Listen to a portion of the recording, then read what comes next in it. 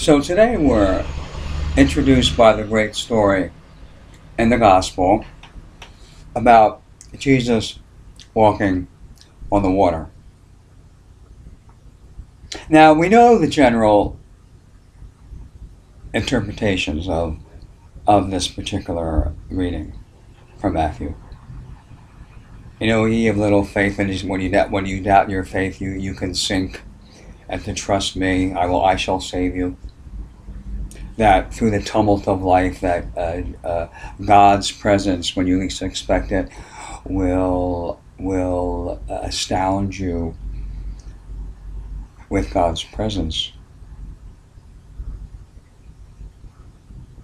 So I thought long and hard about this particular reading, about how can I look at this from a point of view where the miracle happens in a different way. Where is the other miracles? Because all these stories have many different miracles in them. And this is what I was struck by. Given the fact that, you know, the mountain is supposed to represent direct contact with the divine,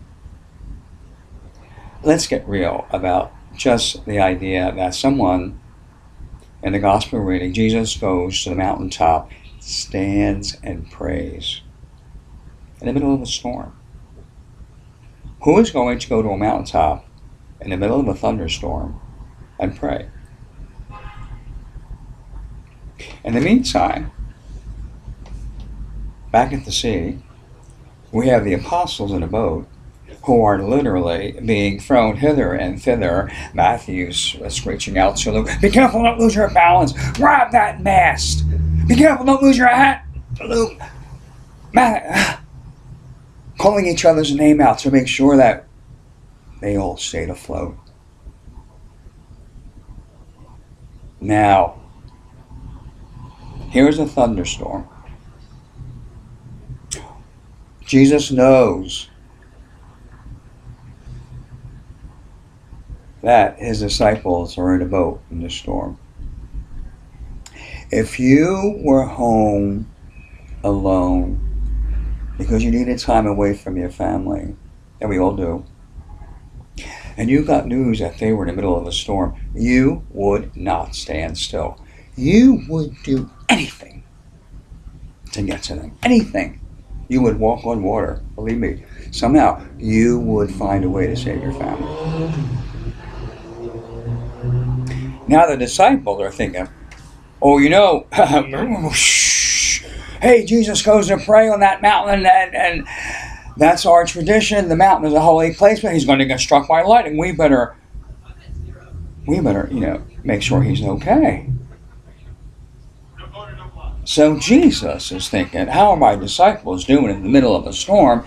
And the disciples, I think, are thinking, I don't want to lose our teacher. We got to go get him out.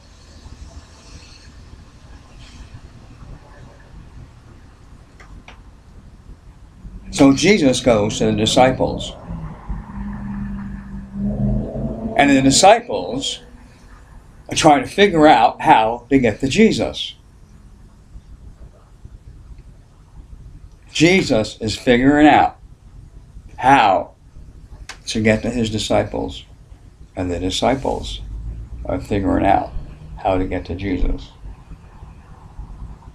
Shh, shh, waves and storm and thunder and lightning, holding on for dear life in the boat. And then Jesus appears, and they don't recognize him.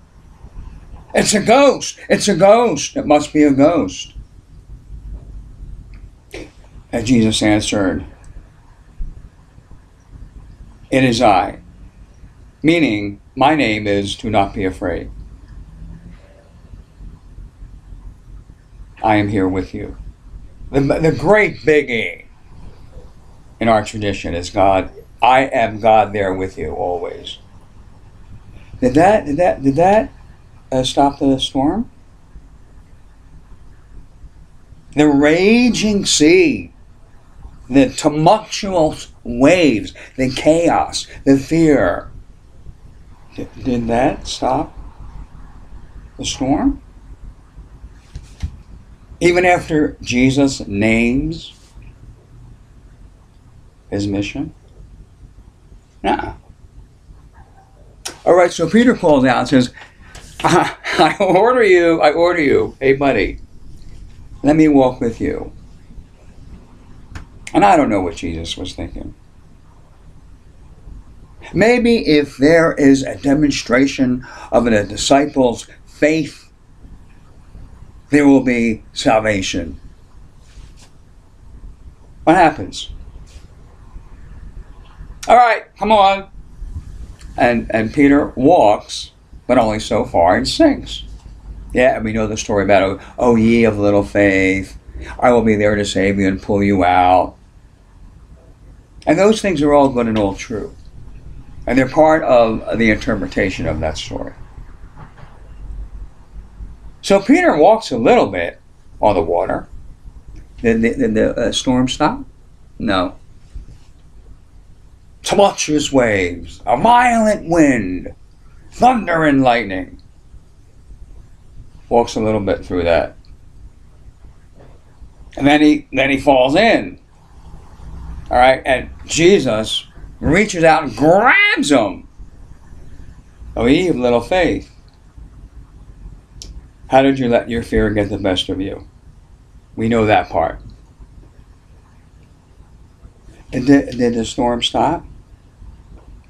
The tumultuous waves and the lightning bolts and the searing wind across your cheeks. Matthew, be careful. Luke, hold on to the mast. John, Peter, be careful.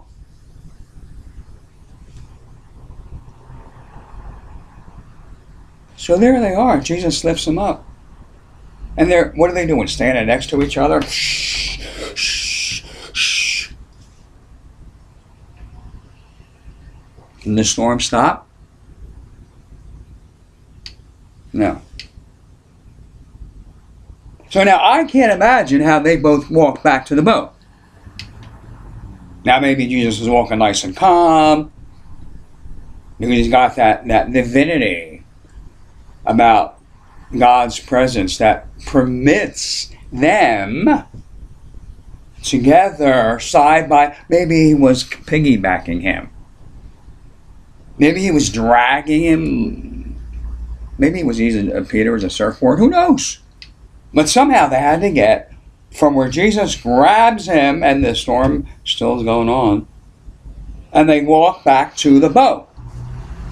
Now traditionally it's like, oh man, you got to take risks and get out of the boat.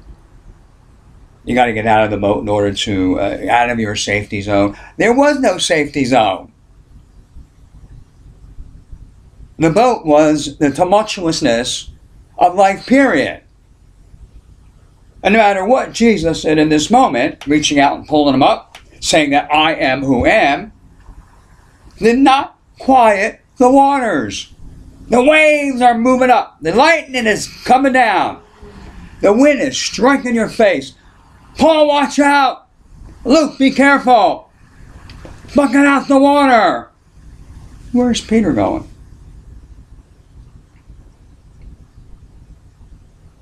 So they're walking back to the boat in the middle of all this mess. The storm is still raging. Even after they're reaching out and pulling up. Even after Jesus declaring, hey, I'm with you. It's like, well, so what difference does that make? We're still like trying to survive any of this.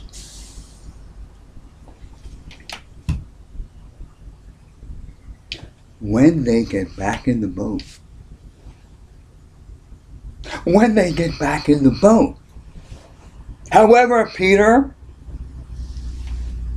and Jesus made it back to the boat. And they were together. That's when the storm stopped. That's when the chaos of life was stilled. When Jesus, out of prayer, was burst open back into community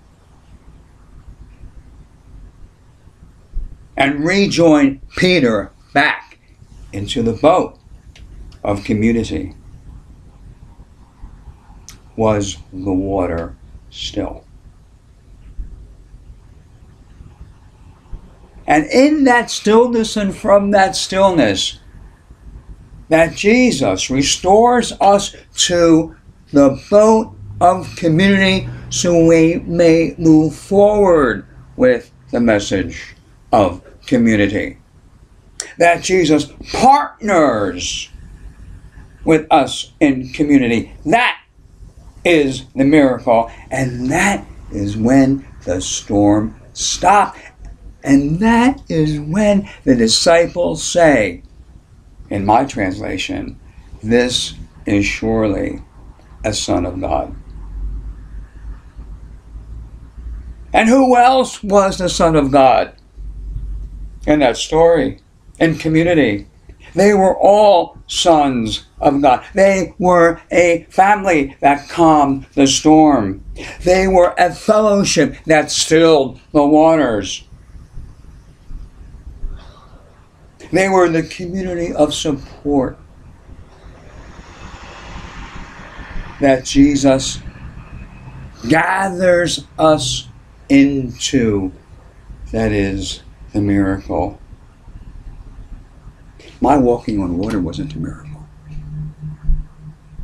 My declaration that I am who am is only part of the miracle. You are the other half.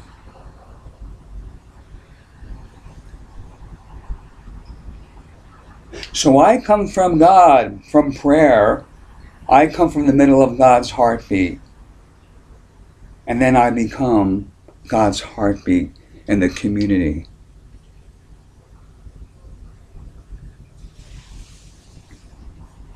And when you become God's heartbeat in the community, then we become the sons and daughters of God.